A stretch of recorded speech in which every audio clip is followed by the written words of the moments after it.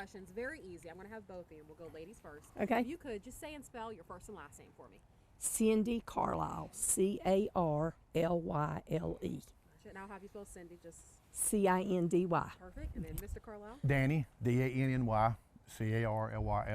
Yep. How long have you, we talked about this off the record, but how long have y'all lived here?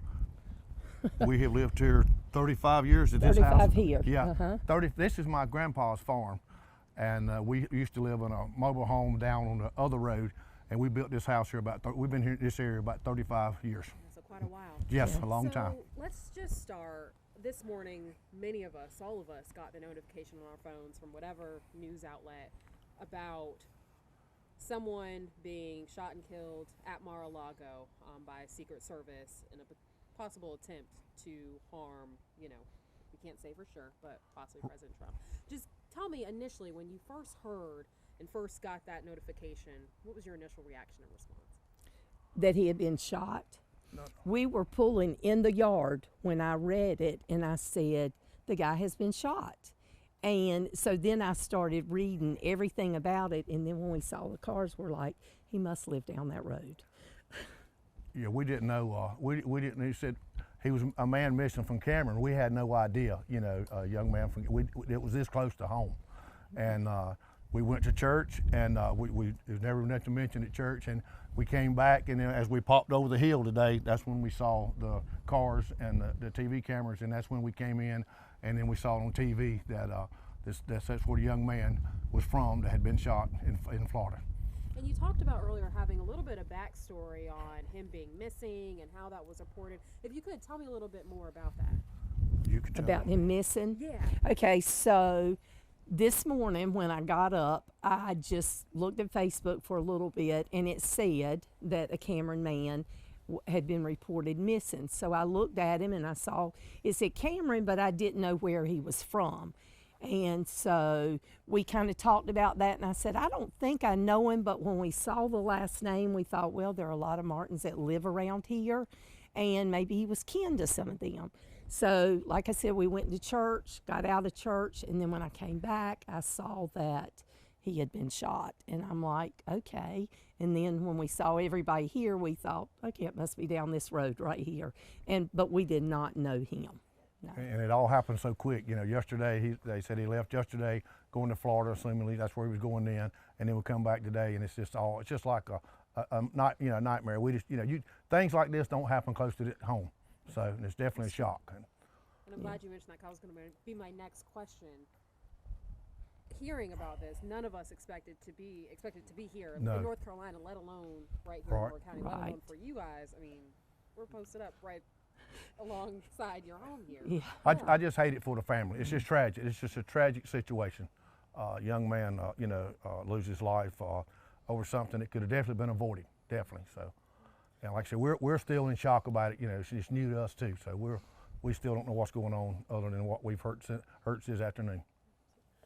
You had talked earlier off the record about just, growing up, how close-knit this entire community was. And, I'd imagine, especially for you, knowing that at least to some, you had like 6 degrees of separation to this young man, to his family, to know that, you in a way knew him. I mean, how surprising, and maybe how heartbreaking is that for you? You want to answer that? That is very heartbreaking, because this is, like you said, a very tight-knit family. All of the people that live around here are related to him. And so just, we didn't really know all of them that lived down there, but we had seen them before. And so it was just very tragic to even hear that. Just very tragic to hear it. And I'll say, too, from a bigger perspective in all of this, because I think it's important to note this is not a small thing, right? No, not now. No, you're right. Going to, and again, we can only presume President Trump wasn't at Mar-a-Lago at the time. Right. He was in D.C. Right. But going to a place where it's known that he vacations on the weekends with a gun and another weapon, presumably to do who knows what. Right. Yes. That is just talking from a bigger perspective, whether it's someone here or someone in California that tried to do this, to hear that someone went to a place possibly with the intentions to harm the president, what's that like for you guys? And this is not the first time you've heard of this either. No, it's definitely a shock because years ago I knew about everybody on the road. I knew, my daddy said one time he used to sit on the front porch and he knew every car that went by, and the ones he didn't, they were lost. And now I don't hardly know, I hardly don't know anybody hardly now. So they're coming and going. It just with everything going on now, it's just a tragic situation. It really is. Again, who knows what's going on? But again, I do hate it for the family because we knew the Martins, the family, very well. I knew the ones that's it's just sad. It's just sad.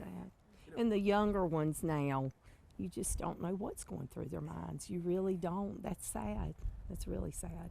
What about moving forward? I mean, I'm thinking about this from the perspective of not only did this young man lose his life, a family has lost their son. Right. But this is a national story with like national implications. Right. And a lot of attention is going to be on this community, on that family. How do you think that maybe the family and this community will move forward with that in mind? I think that this is like we said, a very close-knit family, and even though, they weren't related to us, most everybody else is, and I think that they will be fine because I think they will have a lot of love and support from here. I do. I think that whatever they need, they'll get from here. I do. Do you think this has anything to do with the rhetoric and there's a lot of hatred going around, and a lot of people are angry about President Trump and where the country's going, and also at the Democrats for getting in the way of his agenda.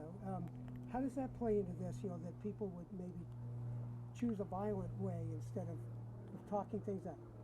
I know that's hard, and like I said, not knowing him, I just wondered, was he, someone that had ever shown any type of, disgruntlement or whatever with the president? Had that ever been mentioned? I have no idea, and I do know there's a lot going on, and that's sad too. I mean, it really is, just to see what everybody's having to put up with. And there's never been any kind of indication of what this might what this led to, of none whatsoever. So it's just we didn't have a clue. We didn't have one clue that this young man was from here, from this close to us. And in general, I mean, though, there's a really toxic environment in the country right now. Where do we go from here? Well, to start with, we need to go to church. That's where we need to go to start with. Yeah. We need to go to church and then you get involved in church, and all your answers to all your questions you can find at church. Yeah, exactly. That's just the way I feel about it. We just need to pray. Pray. We really That's right. do, because there, like you said earlier, there is a lot going on, and I just think that's what we have to do. We just have to all come together and pray for the safety and the security of the nation. And then last thing I'll mention, we talked about, do you want to go ahead? Can I get your names before I got here late? I'm sorry. Okay. I'm Cindy Carlisle. I'm C-I-N-D-Y? Yes. And Danny Carlisle. Danny, D-A-N-N-Y? Yes, sir. And Carlisle is spelled? C-A-R-L-Y-L-E. Okay, thank you. Thank you, ma'am. Sorry, and I'll just ask really quickly, we talked about earlier on the porch, his mother going to the kangaroo to report him missing. Could you talk a little bit about that and any of that information? The only thing I know was that she saw someone at the kangaroo last night and had said she needed to report him missing, that he had been gone since 1 o'clock. She had no idea where he was. And so, like I said, she was very upset, and she just made the comment that she had gotten a text from him, saying that I'm okay, I love you. And then the next thing we know, Yes. Yeah. Yes. And this was his mother?